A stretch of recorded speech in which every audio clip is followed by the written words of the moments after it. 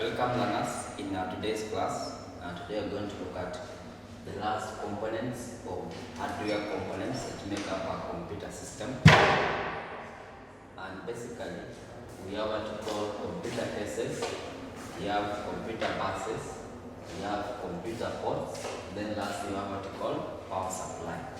These are four major components under hardware components. I want to start with computer case. So computer case is basically the housing, the outer shell of our computer that houses all other hardware components of our computer, which is same as the skin of a human being. So the importance of this case is basically to prevent the computer internal components from electrical damage and physical damage. Then we have various classes of types of cases. You have what you call a full tower, and a full tower is an example of a case that is basically approximately 24 inches in the height, and the full tower has what you call 9 bays, and the bay is basically a location a part whereby we can insert or connect a floppy drive. We can also insert and connect a disk drive and an optical disk drive, or what you call magnetic disk drive.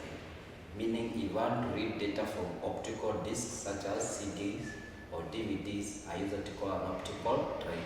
So basically, a full tower can accommodate up to a maximum of 8 or 9 what you call optical drives.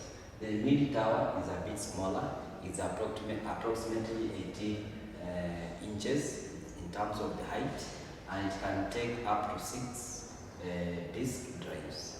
Then you have what you call main tower, and main tower basically can take up to a maximum of 4 what you call bays, and in terms of the height is in terms of 12 inches. Then lastly, you have what you call desktop, and this desktop can only take 1 drive bay, or you can put what you call an optical drive. Then you can move to computer buses. So computer buses are small electrical pathways on the motherboard of the computer, which facilitates 2 or more devices to communicate. So basically they appear in form of wires or copper wires, and they facilitate 2 or more devices to share data, to share information or instruction. For example, if you have the memory in terms of main memory, and this main memory has to communicate with the processor, that transfer of data or instruction from main memory to the processor can occur using what you call a bus. We are saying buses are just channels that facilitates communication between 2 or more devices. And these channels are mounted on the motherboard of the computer, and motherboard is basically the circuit board made of plastic or silicon material. So we have different types of buses. One is a power bus, and a power bus is a class of a bus that can transmit data signals, mainly in form of what you call power supply. And the power supply is a component that transmits what you call a refined power output to all other components of the computer. So power reaches the power supply power from the power supply reaches the processor, the main memory, by what you call power bus. Then you can look at data bus as another example of a bus. Data bus is a bus that transmits data signals, for example, from the main memory to the processor, or from an input device to the main memory. If a keyboard has data and it wishes to send or transmit that data into main memory, it means that data will be transmitted by what you call data bus. Then you have what you call address bus, and you say basically the main memory or secondary memory is made up of billions of cells, and we say that each cell is known as a location, a box which can only take data in form of a 0 or a 1. So basically, if we combine cells like these 3 cells, we form what you call a location, and the location has what you call the memory address, which is basically a unique identifier of that given location. Because in the main memory or the secondary storage, we can have 2 or more locations with the same names, but they are storing different data or different instructions. So to uniquely identify a location, each location in the main memory or secondary storage is given a unique identifier known as the memory address. So if, for example, in this memory we have a location named X, which has 10 10 as an example of the memory address. It means if this location has number 4 will require, let's say, 3 bits or 3 cells, which is 1, 0, 0, and each digit is stored in a given cell. So basically, to retrieve this number 4 from this location named X, it will be retrieved by what you call the memory address. So control unit is a component of the processor that will fetch for this number 4, and for you to fetch for number 4, it has to be given the memory address of this location that has number 4. So we are saying basically address bars are those channels that transmit what you call memory address signals to and from the control unit. For example, we are saying if the control unit has to fetch number 4 from the main memory, it means it has to use the address or the unique identifier of this location which has number 4, and they are giving the name X. Another type of a bus is known as control bus, and a control bus is a kind of a bus that transmits what we call timings or what we call clock pulses. Basically, these are generated by a component of the processor known as system clock. So system clock is an example of a device that comes up with what we call clock pulses, and these clock pulses are basically timings, period of time that a given hardware can perform an operation. For example, these timings can be in form of microseconds, it can be in form of what you call milliseconds, or what you call nanoseconds, etc. If let's say you have a clock pulse of 10 microseconds, which is created to govern or ensure that a keyboard has to send data.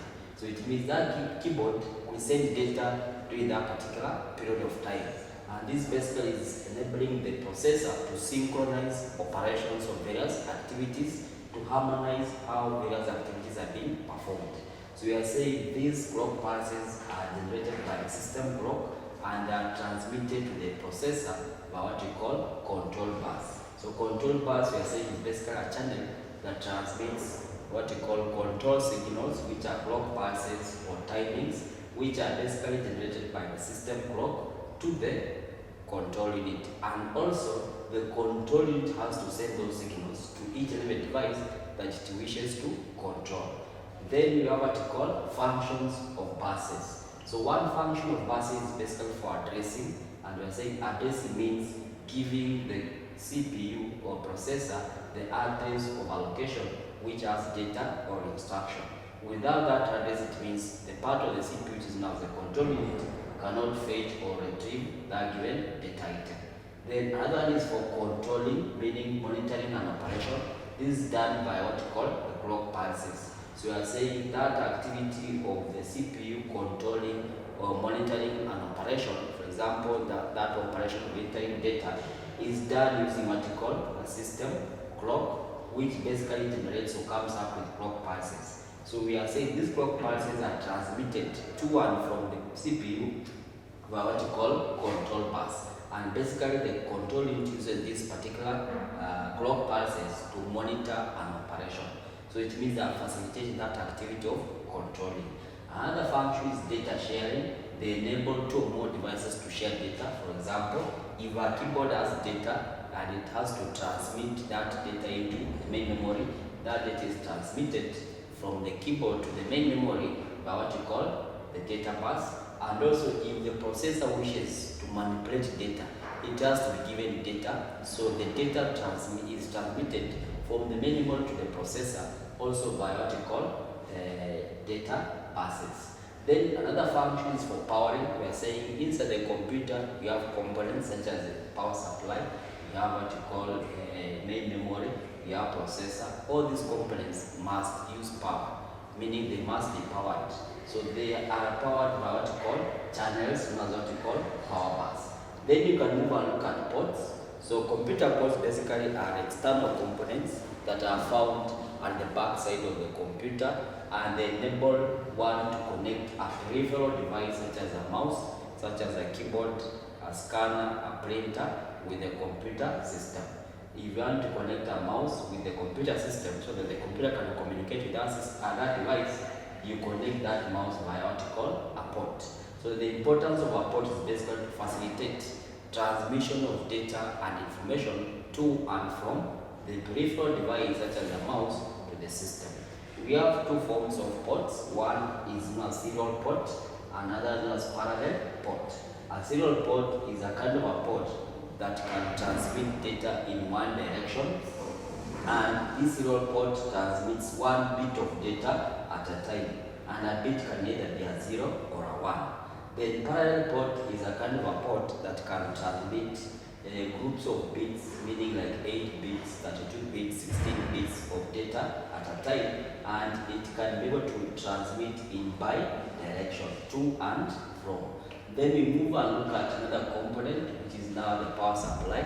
We are saying that inside the computer, we have devices that uses power to operate. These devices are powered by what we call power supply.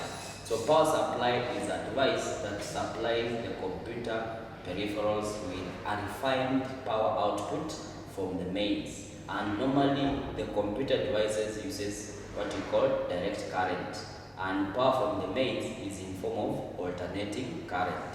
So the work of the power supply is to convert that alternating current from the mains into what we call direct current. Then this direct current will be over higher voltage. Then the devices of a computer uses a direct current over lower voltage.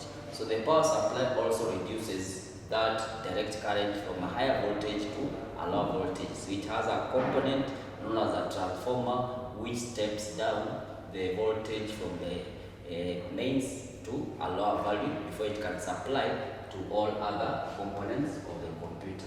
So basically, these are the components or the major hardware components. If we look at cases, we have what we call the buses, we have ports, we have power supply, then we have our motherboard. And basically, a motherboard is a circuit board that provides the physical interconnection of all other components so that the processor can communicate with the main memory, or the main memory can communicate with the processor, or the processor can communicate with the secondary storage. So devices are mounted on the motherboard, and the motherboard acts as what we call an interconnecting factor. So basically, in our next class, we are going to look at motherboard and what we call motherboard components. Thank you.